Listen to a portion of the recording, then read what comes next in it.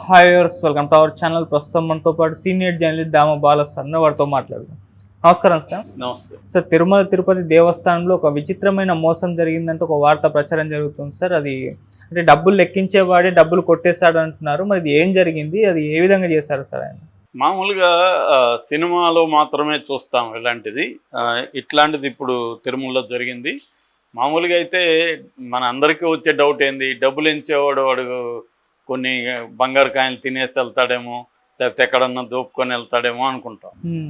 కానీ ఇవాళ ఉన్న టెక్నాలజీకి వాళ్ళందరినీ చెక్ చేస్తారులే, ఎక్కడున్నా కడుపులో ఉన్నా కూడా కనిపెట్టచ్చు, కాబట్టి సాధ్యం కాదు అనేది కూడా అందరూ అనుకుంటారు.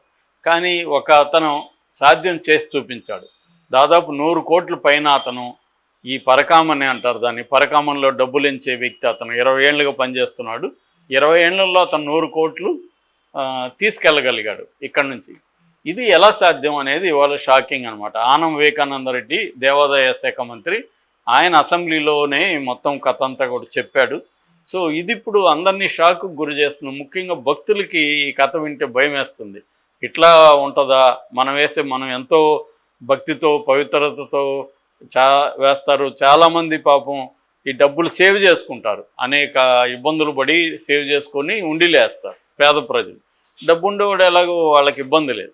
లేనివాళ్ళు కూడా అనేక కష్టాలు పడి 1 year 2 years సేవ్ చేసుకొని ఆ డబ్బులు తీసుకెళ్ళి అక్కడ వేస్తారు. ఎందుకంటే ఆయన పేరే వడ్డీ కాసులు కదా.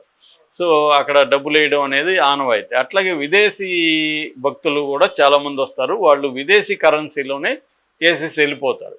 సో డాలర్స్ కావచ్చు, వేరే దేశాల కరెన్సీ వాళ్ళు ఏమి తెచ్చుకుంటారో అవే కరెన్సీని వేసేస్తారు వాళ్ళు.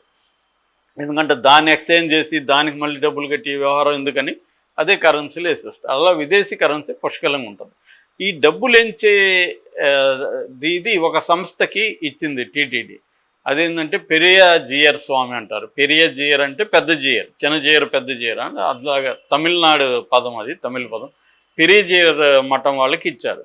ఈ పెరిజేరు మఠంలో ఎప్పటి నుంచో ఆ డబ్బులు ఎక్స్పర్టైజ్ సాధించారు. అట్లా చెన్నైకి చెందిన రవికుమార్ అనే అతను ఈ పెరిజేరు మఠంలో ఉంటాడు. తను 20 ఏళ్ళ నుంచి ఈ పరకంలో పనిచేస్తున్నాడు. ఇతన్నంతా ఎప్పుడు ఈ పెరిజేరు బ్యాచ్ని ఎప్పుడు కూడా చెక్ చేయడం లేదంట. ఇది మనకు తెలియదు. మరి చెక్ చేయకుండా ఏం చేస్తున్నారు? డబ్బులు ఇచ్చేవాడిని ఎవడైనా చెక్ చేస్తారు కదా, ఎందుకంటే ఆ డబ్బులు ఏదో రూపంలో తీసుకెళ్తారు. చెక్ చేయడం లేదంట. అంటే మామూలుగా ఏదో అట్లా చెక్ చేసి వదిలేస్తున్నారా, లేకపోతే అసలే చెక్ చేయడం లేదా అని తెలీదు. చెక్ చేయడం లేదని ఆయన చెప్తున్నారు. చెక్ చేయడం లేదు. అయితే క్యాజువల్గా మొన్న విజిలెన్స్ అండ్ ఎన్ఫోర్స్మెంట్ డిపార్ట్మెంట్ వాళ్ళు చెక్ చేశారు ఈ రవికుమార్ని.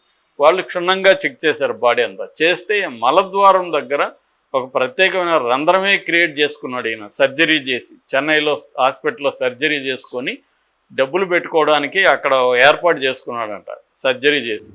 మరి అది ఎలాంటి సర్జరీనో తెలియదు. చేసి డాలర్లు తీసుకెళ్తున్నాడు, డాలర్లు ఇతర విదేశీ కరెన్సీలు తీసుకెళ్తున్నాడు. అవి దొరికాయి ఆయన మలద్వారం దగ్గర. అది చూసి షాక్ అయ్యారంట వాళ్ళు.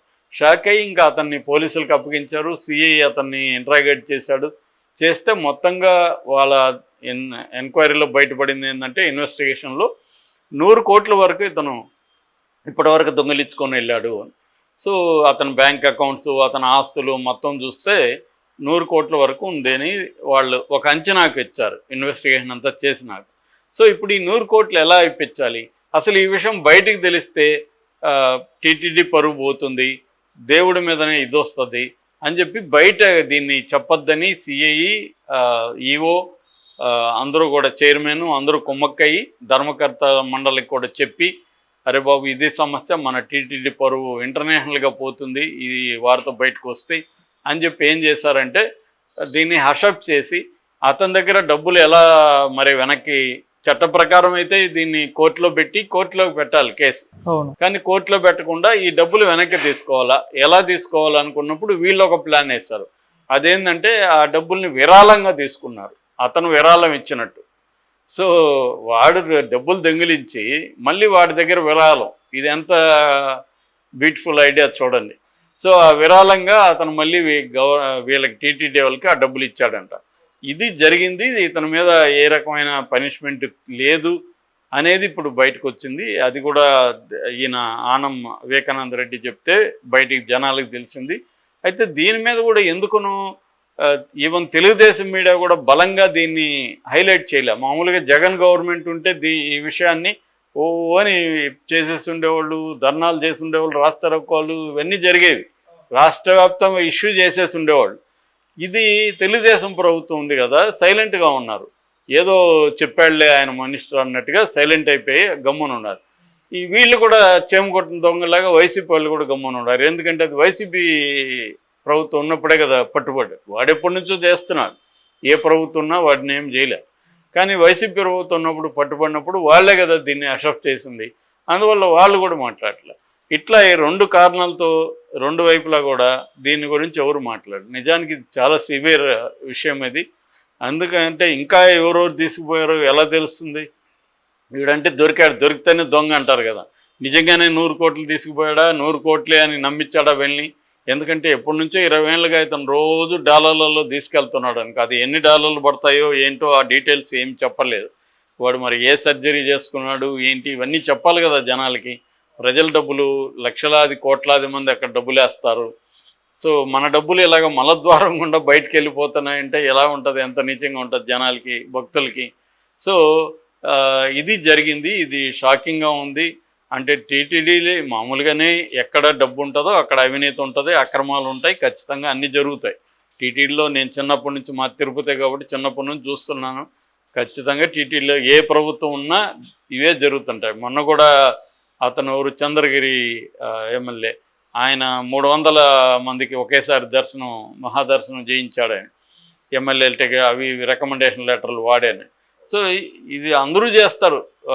అధికార దుర్వినియోగం అనేది టీటీడీ దగ్గర అందరూ చేస్తారు. ఎందుకంటే ప్రతి ఒక్కడు స్పెషల్ దర్శనం కావాలని కోరుకుంటారు. అక్కడున్న జర్నలిస్టులు ఇదే పని చేస్తారు, పోలీసులు చేస్తారు, అక్కడున్న వ్యాపారవేత్తలు, వ్యాపారస్తులు చేస్తారు, ఇంకా రాజకీయ నాయకులు చెప్పాల్సిన అవసరం లేదు. ఇవి కాకుండా అక్కడ రకరకాల ఆర్థిక లావాదేవీలు ఉంటాయి. డబ్బులు ఎలా సంపాదించాలనేది అక్కడ ప్లాన్ చేస్తారు. అది కూడా జరుగుతున్నాయి. గతంలో రోజా మీద వీళ్ళ మీద అంతా కూడా విమర్శలు వచ్చాయి, దర్శనాల స్కామ్ అని. రకరకాల స్కాములను అక్కడ బయట పెట్టారు. కనీసం ఇప్పుడు తెలుగుదేశం ప్రభుత్వం గతంలో వైసీపీ మీద ఏ ఆరోపణలు చేసిందో వాటన్నిటిని నిగ్గుదేల్చే పని చేయాలి. అది చేస్తుందా? ఊరికే ఇట్లా చెప్పి, ఎందుకంటే అది చేస్తే వీళ్ళకి కూడా వ్యవహారాలు, వీళ్ళు మళ్ళీ చేయలేరు కదా, వీళ్ళు కూడా చేయాలి. ఊరికే అవి చేస్తున్నట్టుగా నటిస్తారు. ఏ గవర్నమెంట్ వచ్చినా ఏంటంటే గతంలో జరిగే అవినీతులు ఇది మీద ఒక కొలిక్ అయితే తీసుకురారు, లాజికల్ ఎండ్కి తీసుకురారు. ఊరికే అరెస్ట్ చేయడానికి వాడుకుంటారు, వీళ్ళు మళ్ళీ చేస్తుంటారు. ఎందుకంటే వీళ్ళు చేసేదాన్ని ప్రశ్నించకుండా ఉండడం కోసం, వాళ్ళని ఆపడం కోసం వాళ్ళని కేసులు పెడతారు. ఇది మోడస్ ఆపరేండి అనమాట.